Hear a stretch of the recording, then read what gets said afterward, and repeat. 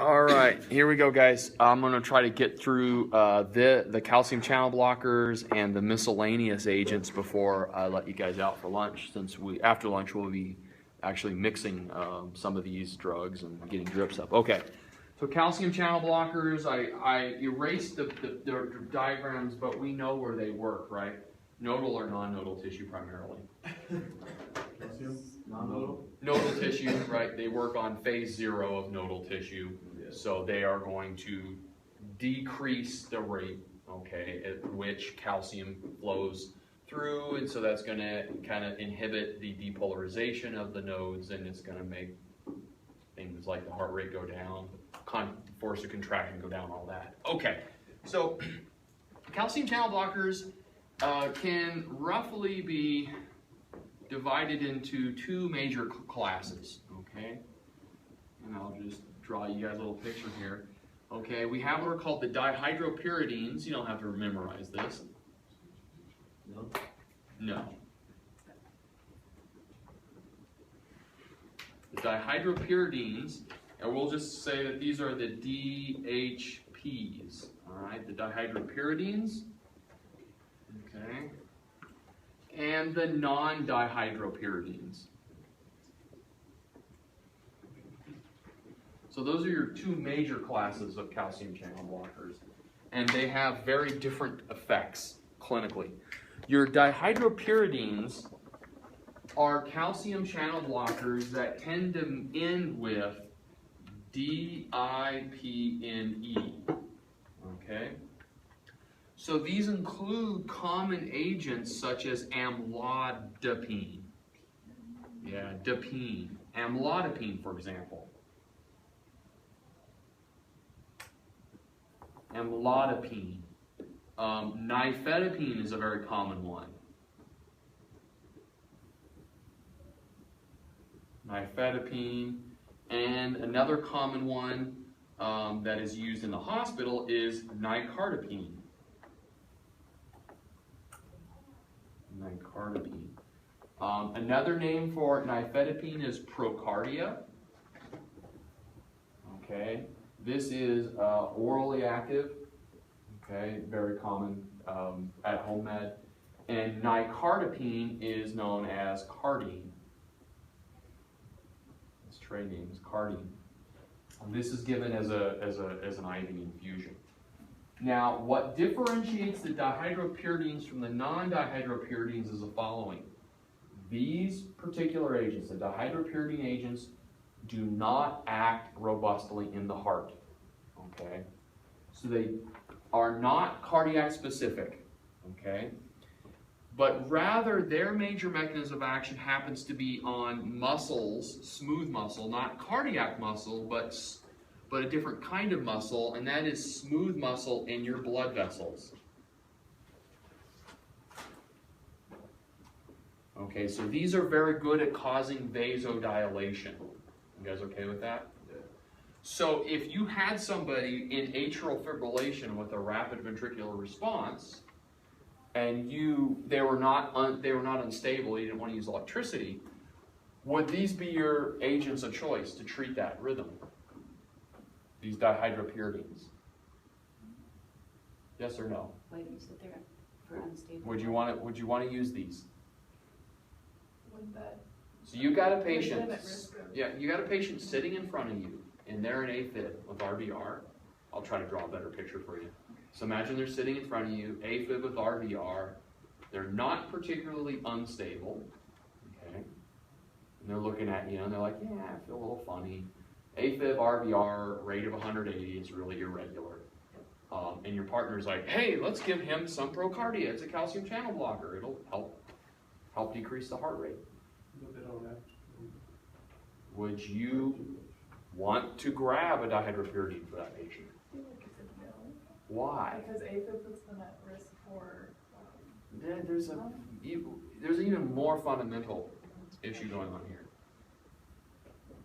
What are these drugs for? Calcium, blood vessels. So, and vasodilation Drop causes. the pressure. These are for blood pressure, right? These are blood pressure medications.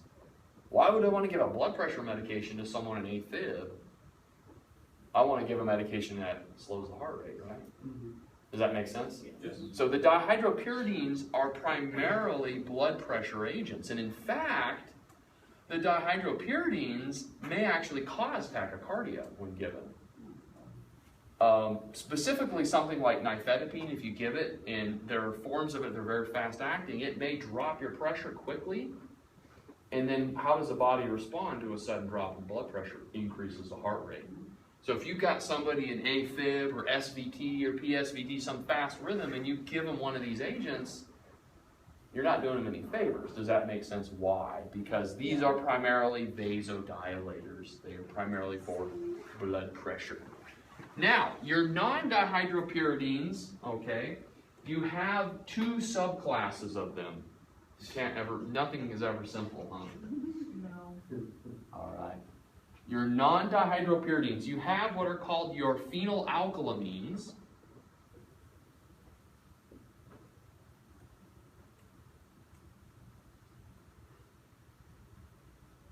Your phenylalkylamines and your benzodiazepines, not benzodiazepine like Valium, but benzodiazepines. You don't have to memorize it. Okay, I just can't read it.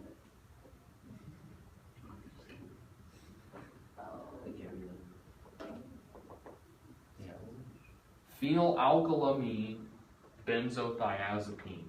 I expect you guys will promptly forget that, okay? I just expect that. I expect you'll promptly forget a lot of what I talk about today.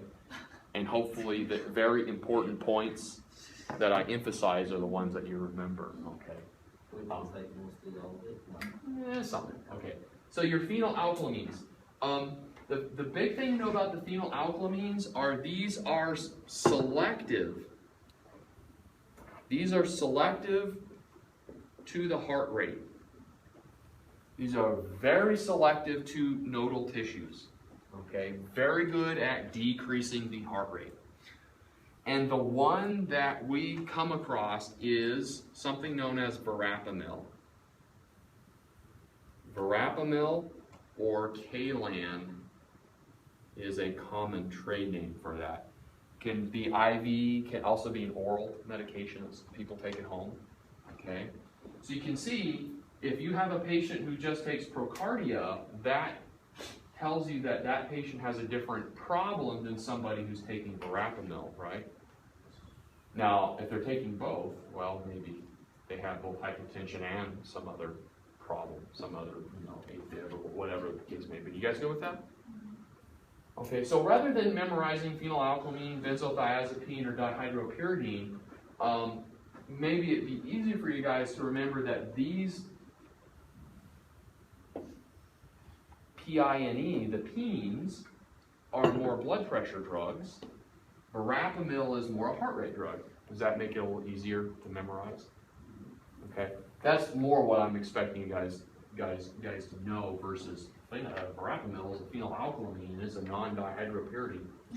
These are more placeholders, okay? But these guys here are more blood pressure. This guy here is more for heart rate. You okay with that? Yes. Okay. So we would use this to treat PSVT, AFib with RVR, flutter, okay, those kinds of things. If we're going to use it, which I believe this is one of the meds we'll be using in the lab today, their typical dose is 2.5 to 5 milligrams slow IV push. Okay, that tends to be a pretty standard dose that we use. You guys okay with that? Yeah. All right. And then finally, the benzodiazepines. The benzodiazepines are selective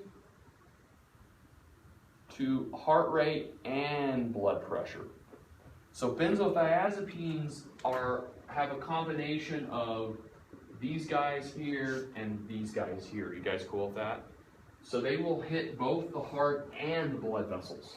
You guys okay with that? Mm-hmm. So you've got blood vessels, heart, and then both. That's a pretty easy way of thinking of it. The benzodiazepine that we run into most, you guys at AMR actually carry it, and it is, these are medications that end with Zam. Diazepam. Not diazepam. Diltiazem. Diltiazem. There you go. That's the one. Cardizem. Z-E-M rather, sorry. Diltiazem or cardizem. Cardizem. Okay. Very commonly used drug. We would use it pretty much for the same things here. You can use diltiazem for PSVT, AFib, A-flutter.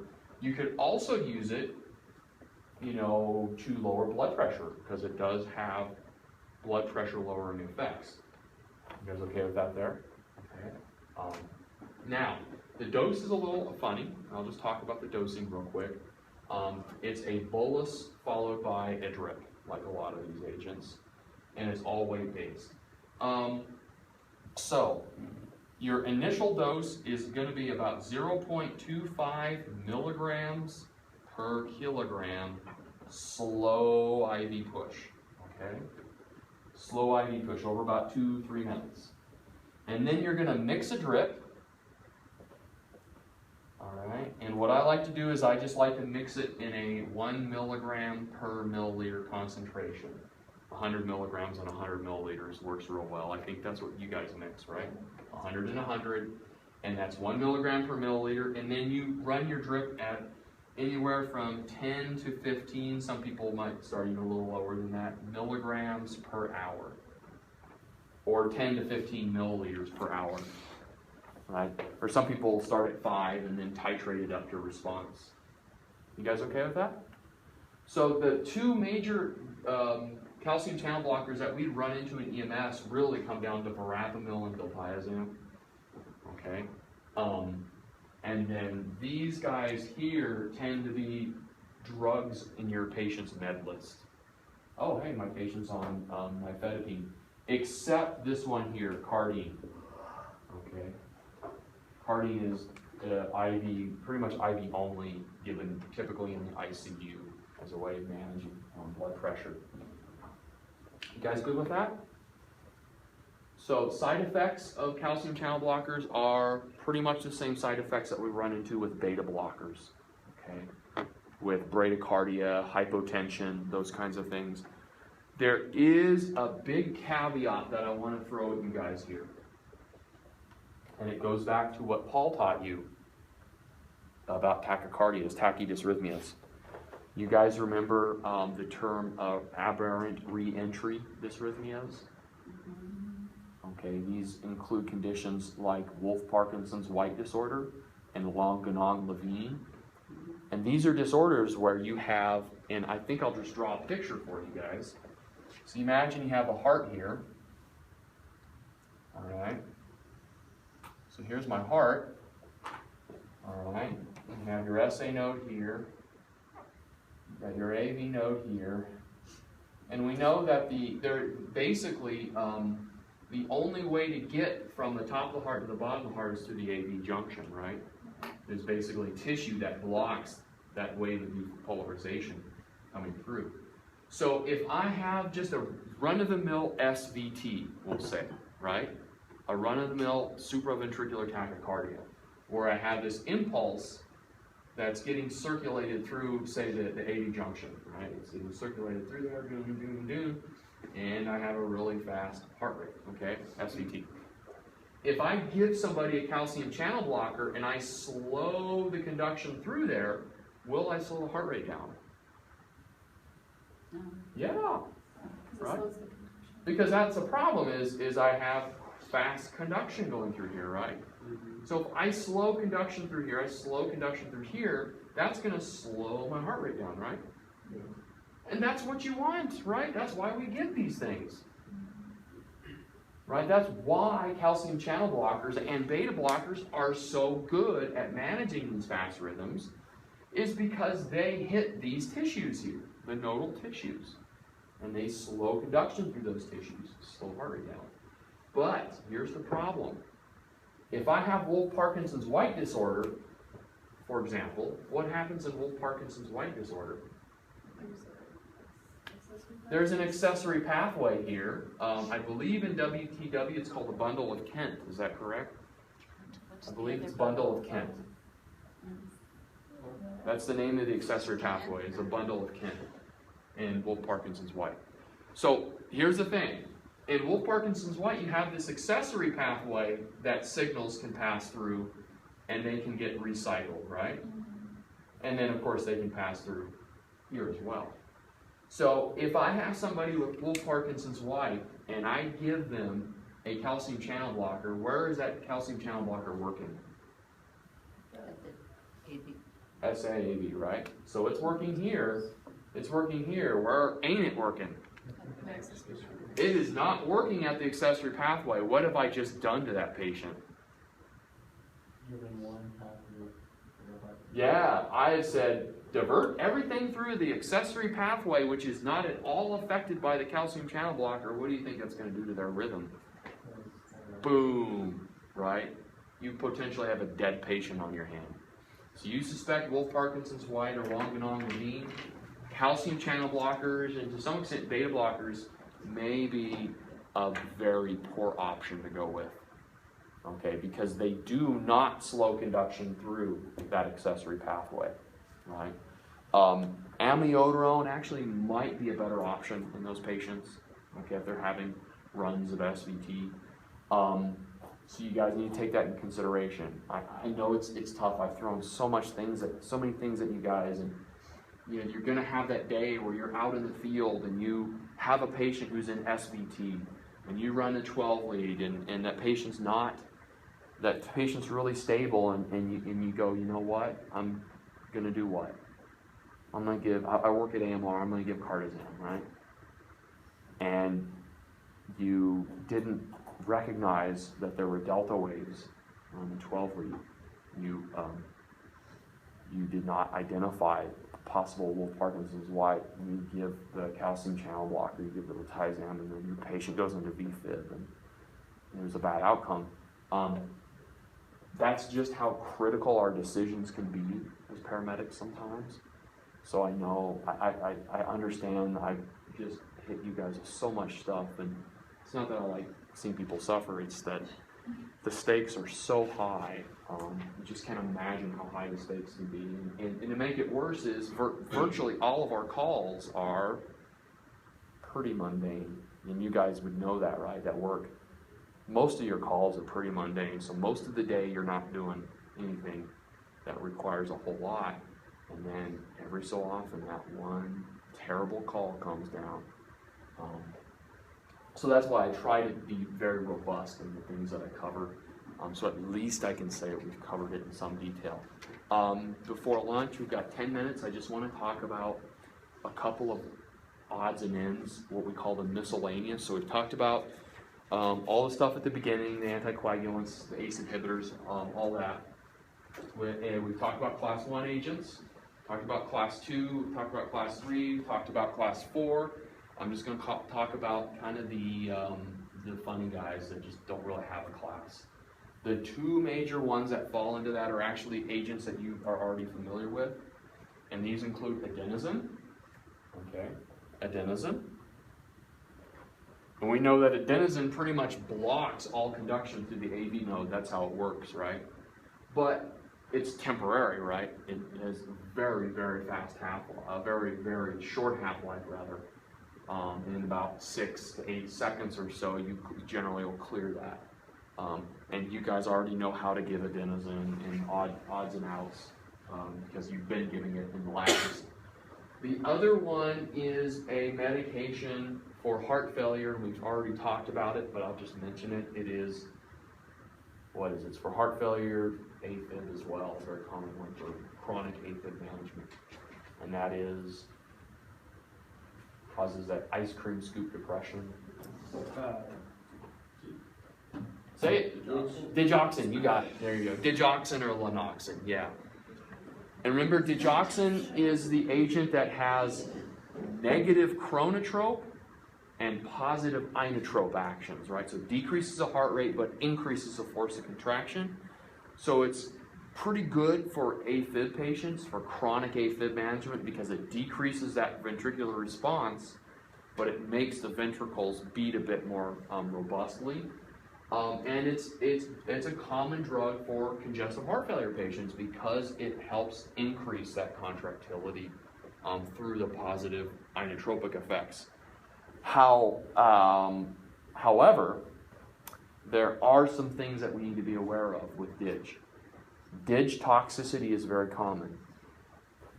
In general, the way that digoxin works is by increasing levels of calcium ions in the heart muscle, and that facilitates a more robust contraction of the muscle. That's kind of the big picture. But because you're messing around with calcium ions, one of the ways that you get calcium ions into the muscle is by exchanging them for potassium ions. So whenever my potassium levels get out of balance, the risk for having toxicity to digoxin goes very high. I could be taking a standard dose of DIG, not even overdose on it, and if my potassium level gets out of whack, I could have DIG toxicity, even though the levels of DIG in my body are not toxic, simply due to having a potassium imbalance. You guys cool with that? So some signs and symptoms, the textbook signs and symptoms of DIG toxicity, the textbook one that they love to throw on exams, is it causes visual changes. And people talk about having green or yellow halos in their vision, especially if they look at a light and you see a yellow or green halo around that light. That tends to be the classic textbook finding. If somebody has that kind of visual complaint, they may be DIG toxic if they're on digoxin. The practical DIG toxicity, DIG causes, basically if there's a dysrhythmia that can happen, DIG can cause it. It can cause slow dysrhythmias, rapid dysrhythmias, it can cause a whole myriad of things to occur. So detecting it can be, a little complicated because it can cause so many dysrhythmias. If somebody overdoses on digoxin, is there an antidote of sorts for DIG? There actually is, yeah. It's actually an antibody. It's called Digibind. You administer it, and it's a little antibody that attaches to the digoxin and basically attacks it and neutralizes it.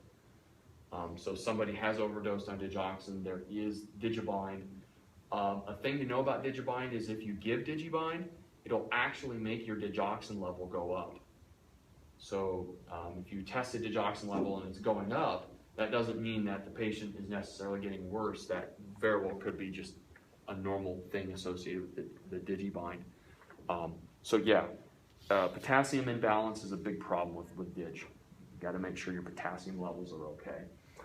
And with that, my gosh, I think we've made it through all the relevant. I won't talk about fibrinolytics because we've already talked about that in ACLS, so I think you guys are good.